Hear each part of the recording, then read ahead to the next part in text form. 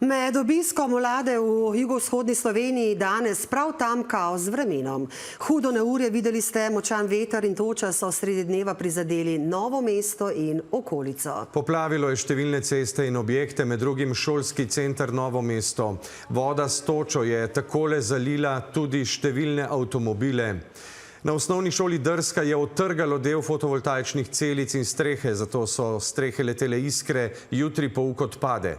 Zalite kleti, tudi trgovine, odkrite strehe. Posredovali so številni gasilci. No, pomoč pa je potrebovala tudi takole ministrica za zdravje Valentina Prevolnik-Rupel, ki jo je strokovni direktor novomeške bolnišnice odnesel iz nove negovalne bolnišnice. Več pa Marko Gregorci in Urša Vrečar. Bilo je zgodaj popoldan, ko je Dolenjsko udarilo hudo neurje s točo. Kuliso sta napolnila orkanski veter in intervencijske sirene. Apokaliptične količine vode, ki so se naenkrat zlile z neba, pa so se kmalu začele nabirati in teči po ulicah. In nato tudi v notranjost stavb. Sila je bila in ni nič ne odteka. Voda je povsem zalila telovadnico novomeškega šolskega centra. Popustila pa so tudi vrata v eni izmed trgovin. Gasilci so morali posredovati več kot 110-krat, aktiviran je bil tudi sistem državne civilne zaščite. Zdaj voda je tekla iz zgornjih parkirišč dol in pa tudi iz strehe noter, zaradi tega, ker enostavno se ni dalo ob takem nalivu požirati. Tukaj pa vidite, kolikšen je bil obseg toče, ki še ni uspel oditi, tako da razlaga ravnatelj, ki je ministra že zaprosil za dovoljenje, da vsaj za jutri odpovejo pouk.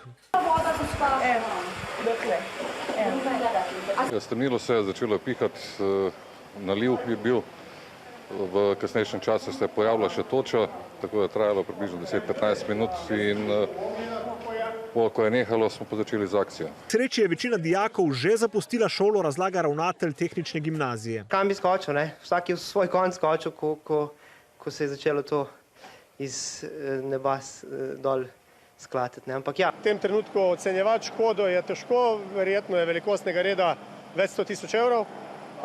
Otroci so se zelo hitro tudi prijeli delati, tako da tudi njim je zahvala, da so prijeli za metle in čistili. Šola bo učence o nadaljevanju pouka obveščala prek e-asistenta in drugih javnih občil.